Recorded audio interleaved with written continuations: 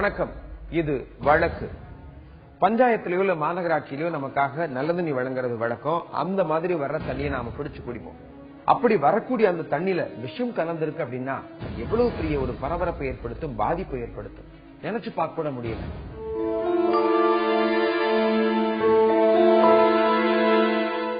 பொங்கல் அன்னைக்கு மாட்டு பொங்கல் அன்னைக்கு பொங்கல் வச்சுட்டு சனம் உள்ள கூட போகலிங்க. அதுக்குள்ள 2 பேர் கட்டின்னு வந்தாங்க தெருவா. கடைசியில போய் யாராவது ஒருத்தன் ஒரு தம்பி நான் பாசி ஊர்ல வந்து இப்படி கத்துறேன்னு அந்த தம்பி கேட்குவோம். ஆளுக்கு ஒன்னா அடிச்சுக்கணும், ஓச்சிக்கணும், கத்தியால குத்திக்கணும்.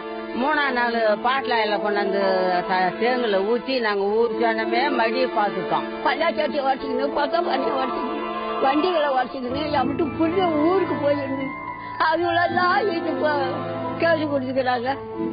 கொஞ்சம் நடிகா கலக்கிறது சாமி எல்லாம் மருந்து வாங்கி சாப்பிட்டு அது வரைக்கும் நாங்க போயிடுறோம் சாமி நாங்க வாங்கல நடிக்க. இப்படி ஒரு சம்பவம் விழுப்புரம் மாவட்டத்துல சின்ன ஆனைவாரி கிராமத்துல நடந்திருக்கு.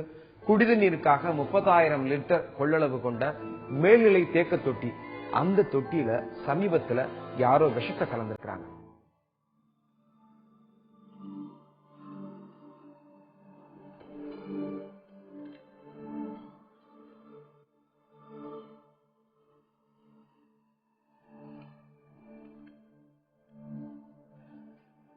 விழுப்புரத்திலிருந்து 30 நிமிட கார் பயணம். சின்ன ஆனைவாரி கிராமம் நம்மை வரவேற்கிறது. விவசாயிகள் ஆடு மாடுகளை வைத்து ஜீவனம் நடத்துபவர்கள் இங்கே அதிகம்.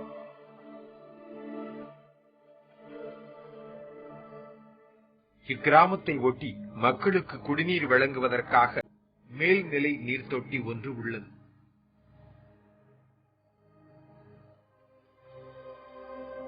கடந்த பல வருடங்களாக இக்கிராம மக்களுக்கு குடிநீரை வழங்கிய இந்த தொட்டி சமீபத்தில் குடிப்பதற்கு விஷத்தை வழங்கியது.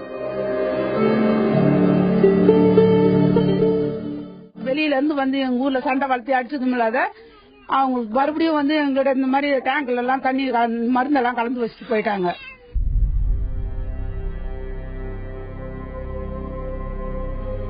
ஜனவரி 15 பொங்கல் திருநாளுக்கு மறுநாள் கிராம மக்களின் அழைப்பின் பேரில் நமது குழு நள்ளிரவில் அந்த கிராமத்தில் இருந்தது.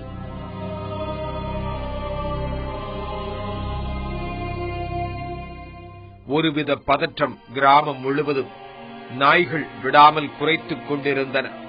தெருக்களில் செருப்புகள் சிதறி கிடந்தன. தெரு விளக்குகள் சேதப்படுத்தப்பட்டிருந்தன. வீடுகள் நொறுக்கப்பட்டிருந்தன. அந்நியர்கள் ஊருக்குள் நுழைந்து அராஜகம் செய்வதற்கான அத்தனை தடயங்களும் அங்கே இருந்தன. கிராம மக்கள் பலரும் பயந்து ஓடிவிட்டதால் ஒரு சிலரே அங்கே இருந்தனர். அவர்களிடம் விஷயத்தை கேட்டறிந்தோம். 3 பேர் வந்தானுங்க சார். ஃபர்ஸ்ட் வந்து சுத்தி 2 வீலர்ல வந்து கட்டிக்கின்னு வந்தானுங்க.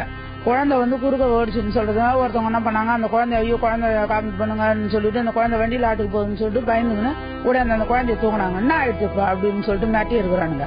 மேட்டின உடனே அவங்க குழந்தைய தூக்கின்னு என்னடா நீங்க வந்து யாரா இங்க இருந்து வந்து வெளியில இருந்து வந்து இங்க எங்க ஊருக்கு வரதுக்கு அப்படின்னு சொல்லிட்டு அவங்க கேட்டதுனால உடனே அவங்க என்ன பண்ணிட்டாங்க, இரு உங்களுக்கு வைக்கிறனா பாரு, இப்ப இதே நிமிஷத்துல என்ன பண்றேன் பாரு அப்படின்னு சொல்லிட்டு ஓடி வேலியில இருந்த கையெல்லாம் ஒடிச்சு வந்து அடிச்சிருக்கிறானுங்க சார். சார் எங்க வீட்டுல இருந்திருந்தோம்.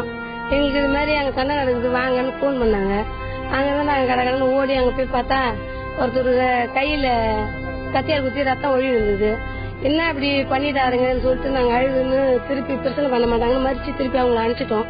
திருப்பி போய் உடனே ஆள் கூட்டுன்னு இந்த வழியா வந்து ஊரெல்லாம் பூந்து அராஜகம் பண்ணி அடிச்சு பொம்பளைங்க எல்லாம் கேட்டா அசிங்கமா எங்களை திட்டி அராஜகம் பண்ணாங்க சார். திருநாக்கு வந்தாங்கன்னா எதுக்கு வந்தாலும் எங்க ஊர்ல வந்து ஃபாலோ பண்ணுவோம், ரவுண்ட் போடுவோம். ஏன்டா அங்க வரீங்க, உங்க ஊருக்கு நாங்க வரமா கேட்டான்னு சொல்லணும். உன்னை வைக்கிறோம் உனக்கு சீக்கிரம் தான் சொல்றாங்க. உங்களுக்கு பசம் நம்ம வேணாங்கப்பா நீங்க போங்கப்பான்னு சொல்லி கேட்டுலயே மறிச்சு நான் அனுப்புறேன். வானா போவாங்க 40 பேர் அனுப்புறான். இந்த 40 பேர் போய் வந்தானுங்களா, வந்த உடனே ஒரு கல்லு விட்டான், ரத்தம் ஒழிடுது. ஒயிட்ட உடனே என்ன செஞ்சான், அவன் பூரா போய் உன்னை ஒழிச்சு கடை விட மாட்டான் சொன்னானோ. நான் ஓடி ஒரு கூத்து ஓட்ட பதங்கிட்டான். அப்படியே ஊருக்கு காலனி போனபோது காலில இருந்து ஆள் வந்தான். 30, 40, 100 பேர் வந்தான். 100 பேர் வந்து அடிக்க வந்தான். அடிச்சு நொறுக்கிட்டான். அப்ப நான் இல்ல. இரு பிரிவினரிடையே ஏற்பட்ட மோதலால் இப்படி ஒரு சூழல் அக்கிராமத்தில் அரங்கேற்றப்பட்டுள்ளது.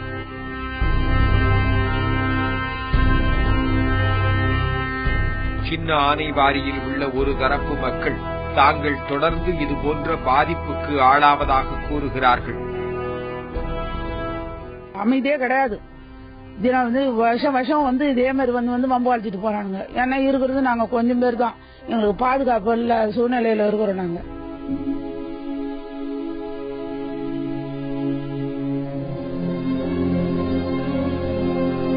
ஜனவரி 19ஆம் தேதி பொங்கலுக்கு பிறகு 5ஆம் நாள் அதிகாலை 4 மணி சின்ன ஆனைவாரி கிராமத்துக்கு 2ஆம் முறையாக மீண்டும் பயணித்தது நமது குழு.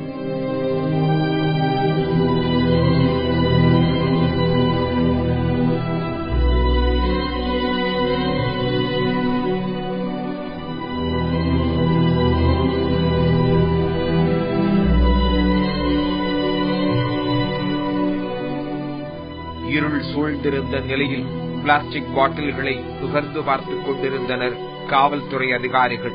அதில் பூச்சி மருந்து வாடை வந்து கொண்டிருந்தது. இதே கிராமத்தைச் சேர்ந்த ராமச்சந்திரன் தனது தாத்தாவுக்கு உதவியாக பால் கறப்பதற்கு அதிகாலையில் எழுந்துள்ளார்.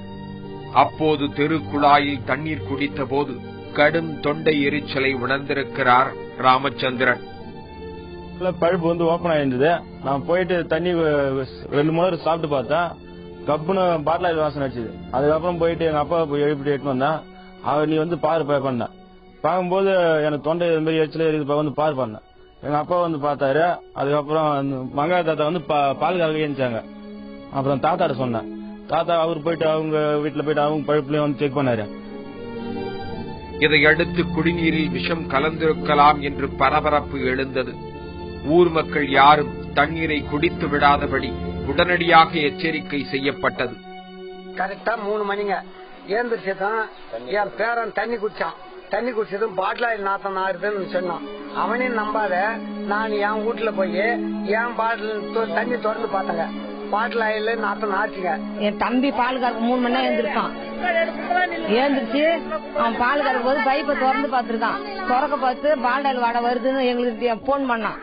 அதெல்லாம் எழுந்து நாங்களும் எங்க பைப் ஓபன் பண்ணி பார்த்தா அதுலயும் பால்டால் வாடை தான் வருது. அப்பதான் ஊர் மக்கள்கிட்ட சொன்னோம் நாங்க.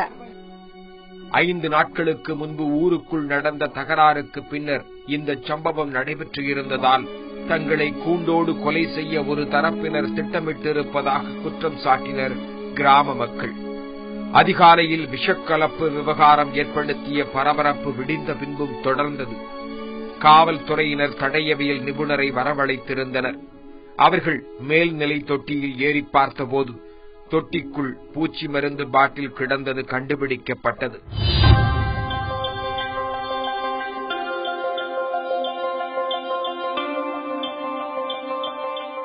பாட்டில் ஊத்திட்டாங்க டேங்க்ல. போலீஸ்காரங்க தான் எடுத்தாங்க அந்த பாட்டில. என் புள்ளி எல்லாம் குடிச்சிருந்தா என் பேர புள்ளி எல்லாம் இல்ல சாவ வேண்டித்தான். நாங்க எல்லாம் சாவ வேண்டித்தான் சாமி. எங்க மேலே சாவடிக்கு எங்க மேலே கேஸ் கொடுக்கறானுவோ. என்ன சாமி 9 பேர் மேல கேஸ் குடுத்துக்குது. என் புள்ளி எல்லாம் கண்ட இடம் ஓடுது. நாங்க தூங்க முடியல, சாப்பிட முடியலங்க சார். குடிநீர் தொட்டியில் பூச்சி மருந்தை யார் கலந்தது என்பது பற்றி திருவெண்ணைநல்லூர் போலீசார் விசாரித்து வருகின்றனர். கிராமத்தில் நடந்த மோதலில் இரு தரப்பினர் மீதும் வழக்கு பதியப்பட்டிருப்பதால் ஆண்கள் இன்னமும் தலைமறைவாகவே உள்ளனர். ஊருக்குள் உள்ள பெண்களோ காவல்துறை இன்னும் அதிகப்படியாக நடவடிக்கை எடுத்திருக்க வேண்டும் என கருதுகிறார்கள்.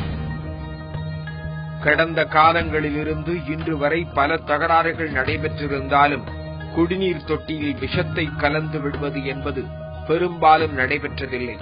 சின்ன ஆனைவாரி கிராமத்தில் குடிநீரில் விஷம் கலக்கப்பட்ட சம்பவம் பல்வேறு தரப்பினரையும் கவலை கொள்ளச் செய்துள்ளது. இக்கிராம மக்களிடையே அச்சத்தை போக்கி தொடர்ச்சியாக பேச்சுவார்த்தை நடத்துவதன் மூலம் நிலைமையை கட்டுக்குள் கொண்டு வர முடியும் என்கிறார்கள் சமூக ஆர்வலர்கள். ஒரு பால் வியாபாரியும் அவரது பேரனாலையும் தான் சின்ன ஆனைவாரி கிராமமே காப்பாற்றப்பட்டிருக்கு. இந்த விவகாரம் இப்போ காவல்துறையுடைய விசாரணையில் இருக்கு. எந்த பாதுகாப்பும் இல்லாம இருக்கும் குடிநீர் தொட்டிகளை சமூக விரோதிகள் குறிவைத்திருப்பது ஆபத்தான போக்கு அப்படின்னு சொல்றாங்க சமூக ஆர்வலர்கள்.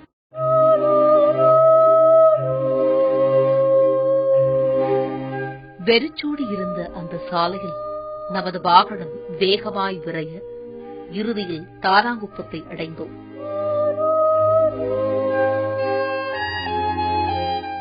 ஊருக்குள் இருந்த சில கூரை வீடுகள் தீயில் கருகி கிடந்ததை காண முடிந்தது. ஆங்காங்கே இருக்கும் கூரை வீடுகளில் வேப்பிலையை சொருகிக் கொண்டிருந்தார்கள் அந்த ஊர் பெண்கள். ஊடு பத்தி பத்தி எரியுது, எந்த நேரம் ஒன்னாலும் எரிஞ்சுக்கினே இருக்குது. திடீர்னு நைட்டு 1 மணிக்கு எரியுது, பகல் 1 மணிக்கு எரியுது. யாரும் வந்து பார்த்து எதுவும் செய்ய மாட்டாங்க, எதுவுமே உதவி பண்ண மாட்டாங்க. ரொம்ப கொடுமையா இருக்குது. எங்க எல்லாம் யானை பானை எல்லாத்தையும் வெளியே வாரி போட்டு குழந்தையெல்லாம் வச்சுங்க நைட்ல அழுது நடக்கிறோம். கடந்த 2 மாதங்களாக விழுப்புரம் தானாங்குப்பத்தில் இதுபோன்ற சம்பவங்கள் சர்வ சாதாரணமாக நடக்கிறது.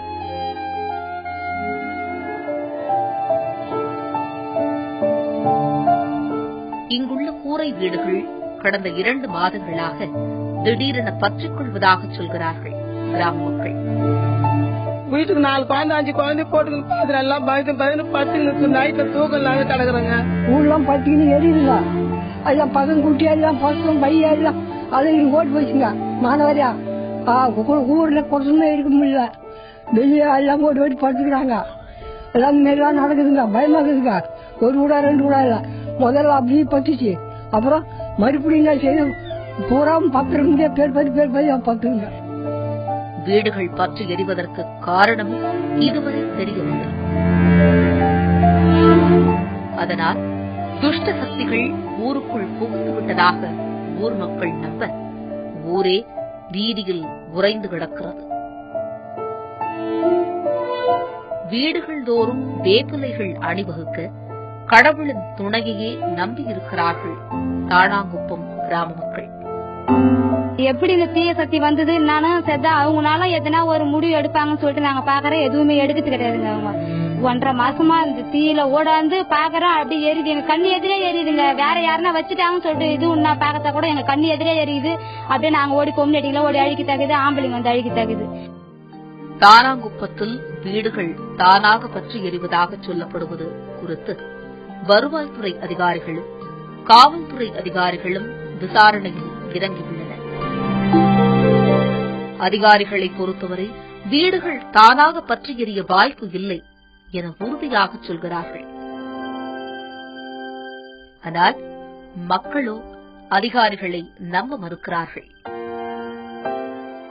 ஊர் மக்கள் இப்படி அல்லோலப்பட்டு கிடக்க இங்குள்ளவர்களே தங்கள் குடிசைகளை எரித்துவிட்டு அரசு வீடுகளுக்காக நாடகம் ஆடுகிறார்கள் என்ற குற்றச்சாட்டும் எழுந்திருக்கிறது. இந்த குற்றச்சாட்டை ஊர் மக்கள் முற்றிலுமாக மறுக்கிறார்கள். போலீஸ் கூட வந்தாங்க, நாங்களே பத்த வச்சுட்டு நாங்களே பேப்பர் கொடுத்தோம், விளம்பரம் படுத்துறோம்னு சொல்லிட்டு அவங்க எங்களை வந்து மிரட்டுறாங்க. மிரட்டத்துல மறுபடியும் நாங்க எந்த விளம்பரமும் கொடுத்து எங்களுக்கு தோணாதனால நாங்க பயந்துக்கின்னு கிடக்குறோங்க. ஸ்கூலுக்கு போய் பிள்ளைங்க கூட வீட்டுல படுக்க மாட்டுது, பொண்ணடியும் நாங்க படுக்க மாட்டோம். இது மாரி காட்டுல தாங்க நாங்க படுத்துன்னு கிடக்குறோம். 1 மாசம் 1.5 மாசமா வீடு ஏறிடுங்க. தானாங்குப்பம் கிராமம் தனித்து கிடப்பதாகவும் அரசு கொடுக்கும் எந்த சலுகைகளும் தங்களுக்கு கிடைப்பதில்லை என்ற வருத்தம் இக்கிராம மக்களுக்கு நீண்ட காலமாக உண்டு. அதற்காக வீடுகளுக்கு நாங்களே தீ வைத்ததாக சொல்வது அபாண்டம் என்கிறார்கள் கிராம மக்கள்.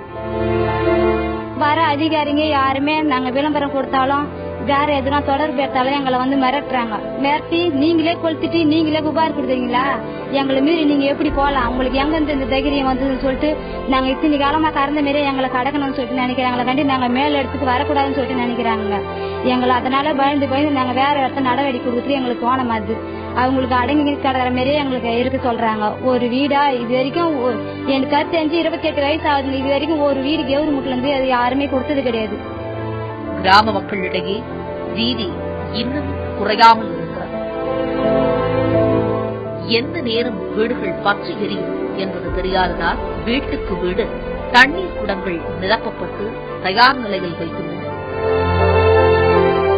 சாதாரணமாக சிவப்பு பாஸ்பரஸ் என்ற வேதியியல் பொருளை வீட்டு கூரையில் சொருகி வைத்துவிட்டால் அதன் மீது காற்றப்படும் நேரம் தானாக இருந்துவிடும். இதுபோன்று விஷமிகள் யாராவது செய்கிறார்களா அல்லது மக்கள் பயப்படுவது சரியானதுதானா உள்ளிட்ட ஏராளமான கேள்விகள் இன்னமும் அப்படியே இருக்கின்றன.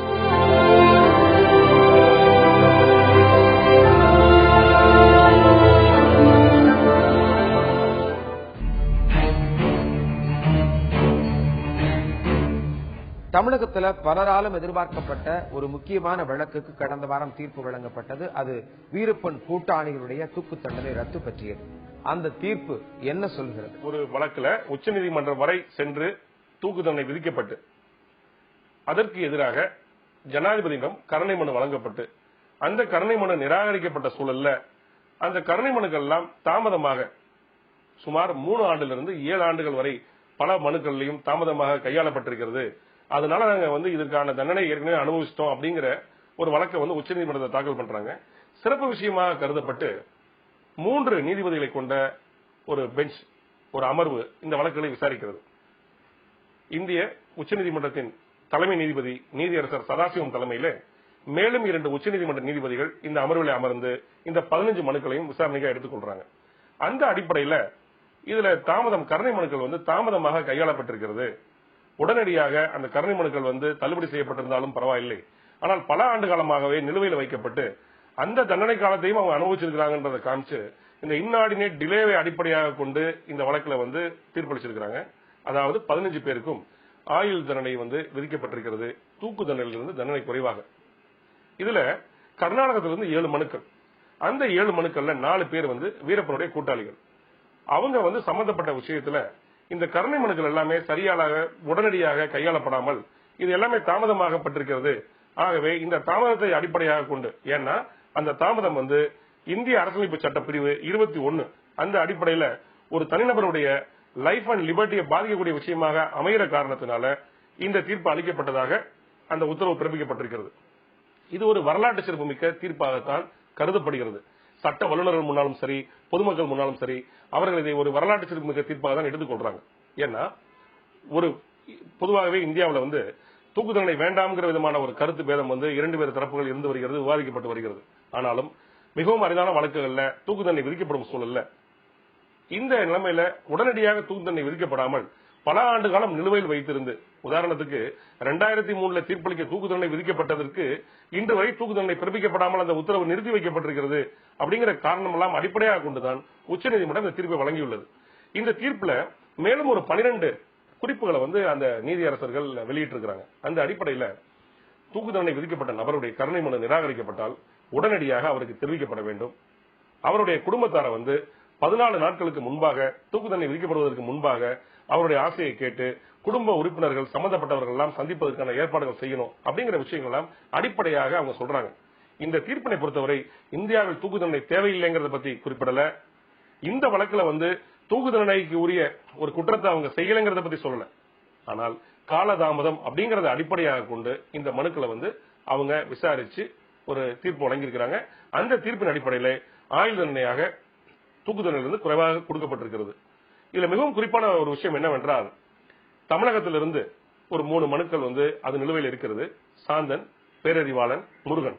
அவங்களுடைய வழக்கினை பொறுத்த வரைக்கும் ராஜீவ்காந்தி கொலை வழக்கிலே நீண்ட காலமாக எங்களுடைய கருணை மனுக்கள் நிறுத்தி வைக்கப்பட்டு அதை சரியாக பரிசீலிக்கல, நாங்க ஏற்கனவே அதற்கான தண்டனை சேர்த்து அனுபவிச்சிட்டோம்னு சொன்ன மனுக்களும் நிலுவையில் இருக்கும் பொழுது இப்படிப்பட்ட தீர்ப்பு வந்திருக்கிறது. இந்த தீர்ப்பு அதையும் கட்டுப்படுத்தும் வகையில் தான் இருக்கும் என்று எதிர்பார்ப்பு இருந்து வருகிறது. ஏனென்றால் இந்த வீரப்பன் கூட்டாளிகளுக்கான அந்த தீர்ப்புல அப்படிப்பட்ட விஷயங்கள் குறிப்பிடப்பட்டிருக்கின்றது. அந்த விஷயங்கள் எல்லாம் இந்த ராஜீவ்காந்தி கொலை வழக்கில் இருக்கக்கூடிய விஷயங்கள் இருக்கக்கூடிய நபர்களுக்கும் பொருந்தும் வகையில் இந்த தீர்ப்பு வந்திருக்கிறது. மீண்டும் வேறொரு விளக்கோடு உங்களை சந்திக்கிறேன். நன்றி, வணக்கம்.